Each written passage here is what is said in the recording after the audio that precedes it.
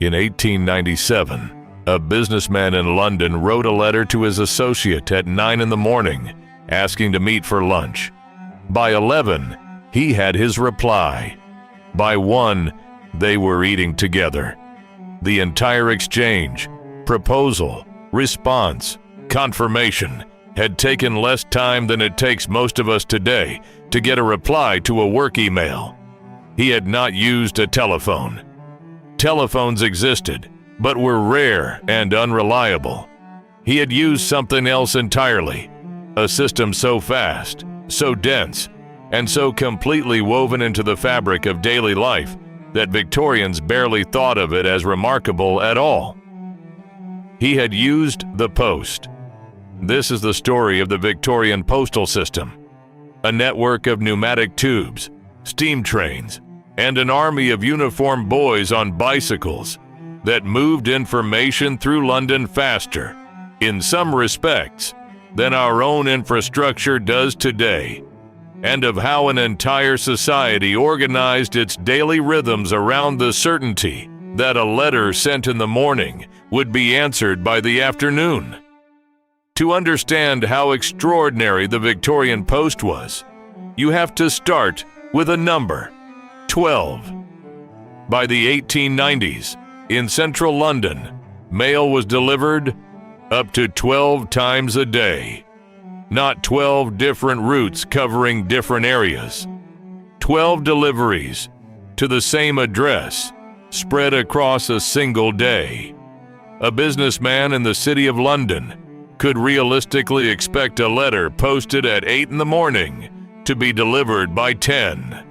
A reply sent immediately could arrive back by noon. This was not an exceptional service for the wealthy.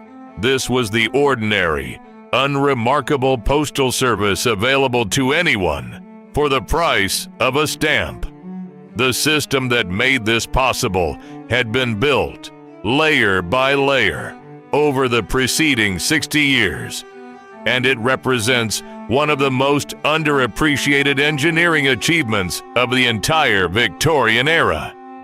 It began with a fundamental reform in 1840, the penny post. Before this date, postage costs had been complex, expensive, and often paid by the recipient rather than the sender, leading to a system where people regularly refused letters they couldn't afford to accept.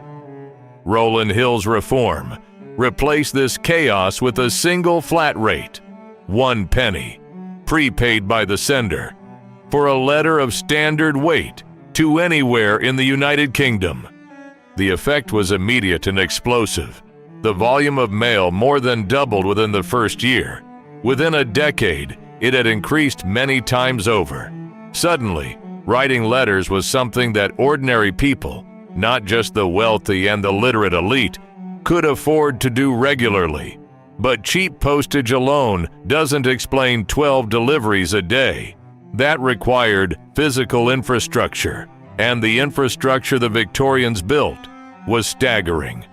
Railways were the backbone. By the mid-1800s, dedicated mail trains, traveling post offices, ran on the major railway lines, with postal workers sorting letters while the train was actually moving, so that mail arriving at a station was already sorted for onward delivery before the train even stopped.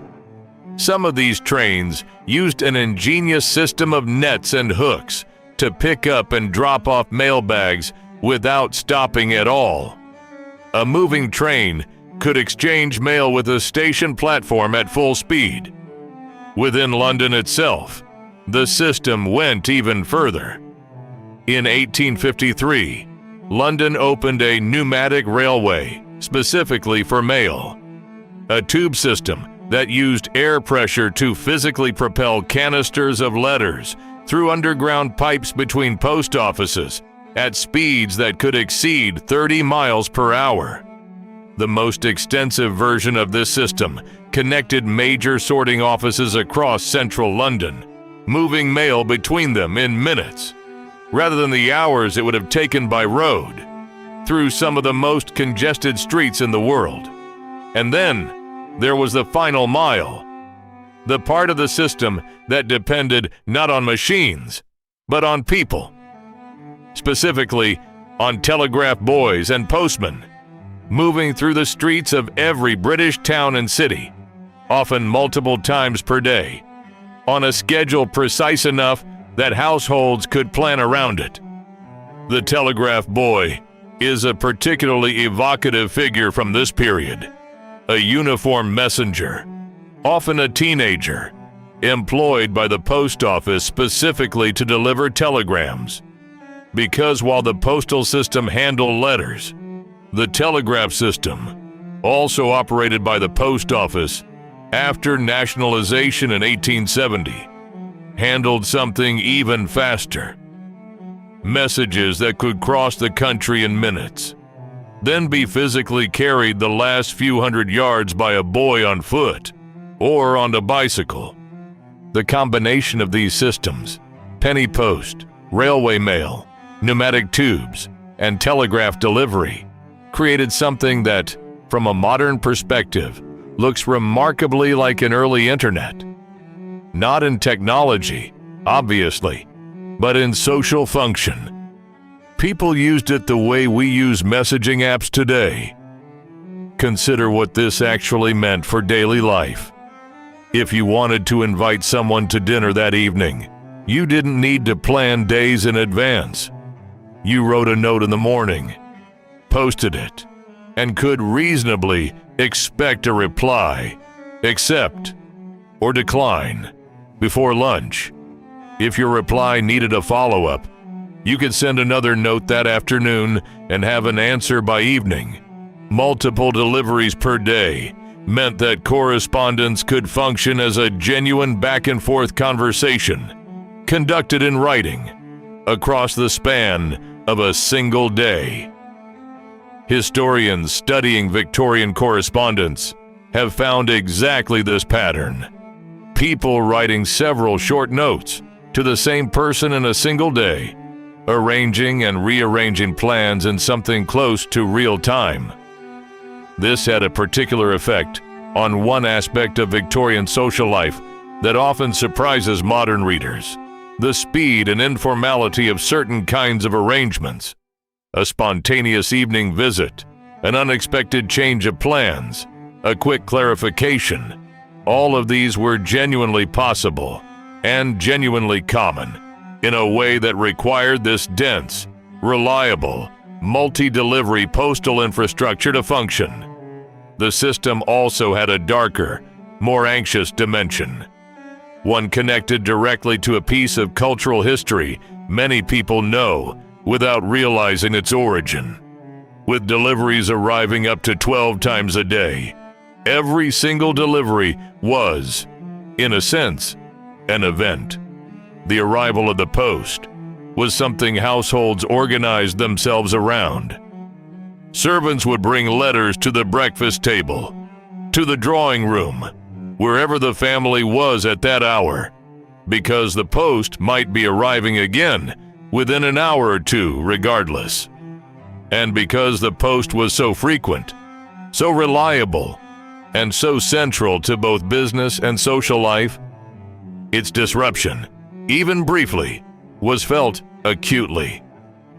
Postal workers were, in a very real sense, essential infrastructure, and the system's reliability depended on an enormous workforce operating with extraordinary consistency. By the late Victorian period, the General Post Office was the largest employer in the United Kingdom, employing more people than any other single organization, public or private. The scale of this should not be underestimated. An organization larger than any factory, any railway company, any branch of government aside from the military, dedicated entirely to the movement of letters, telegrams, and parcels. This workforce included not just postmen and telegraph boys, but an enormous infrastructure of sorters, clerks and engineers, maintaining the pneumatic tubes, the railway mail vans, and, increasingly through the late Victorian period, The telephone exchanges at the post office also came to operate, as telephony was absorbed into the same national communications infrastructure as the telegraph. The pneumatic tube system itself is worth lingering on because it represents something genuinely strange to modernize. A piece of infrastructure that looks, in photographs and diagrams, almost like science fiction, buried beneath Victorian London, moving physical objects through air pressure at speeds comparable to road traffic today, and doing so reliably as part of routine daily operations for decades.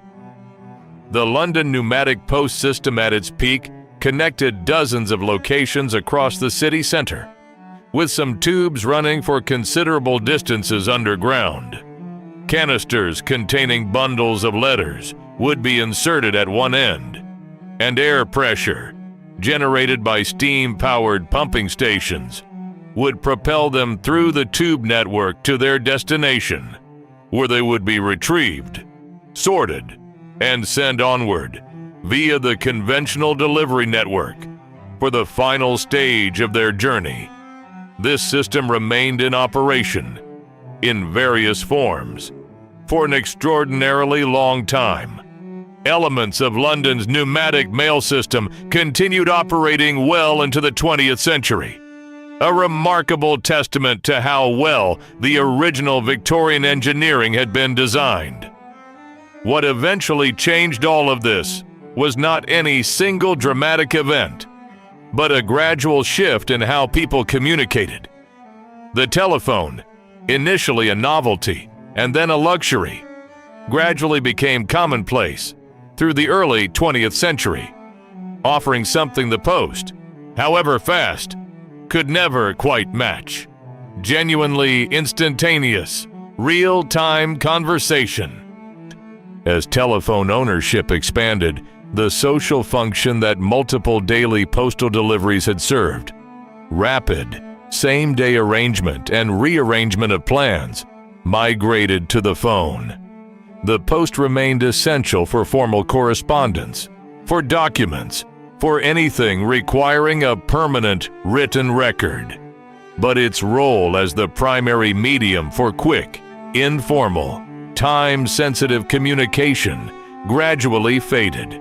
The number of daily deliveries was reduced gradually through the 20th century, partly due to changing communication patterns, partly due to the economics of postal labor, which represented an enormous ongoing cost for a service whose core social function was increasingly being served by other technology.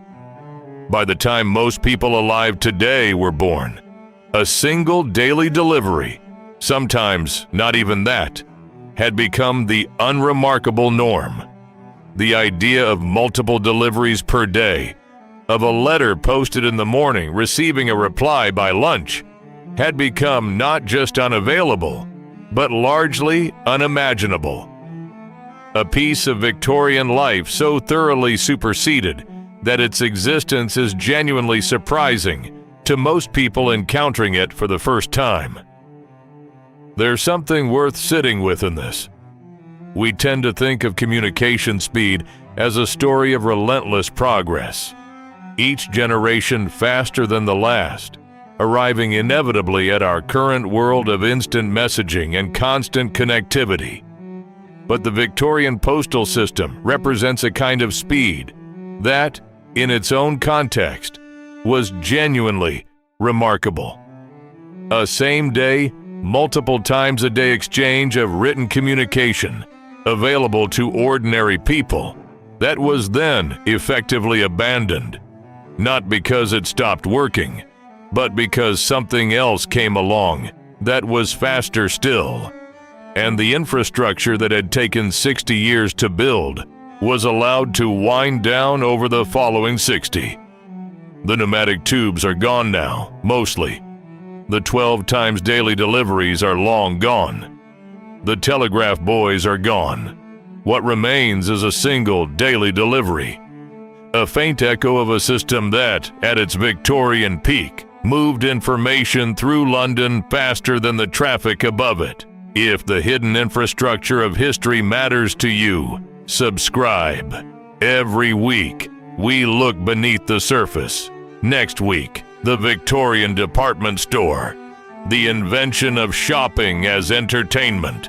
The women who were the first generation allowed to spend a day in public alone. And the surprisingly dark side of the retail revolution. See you then.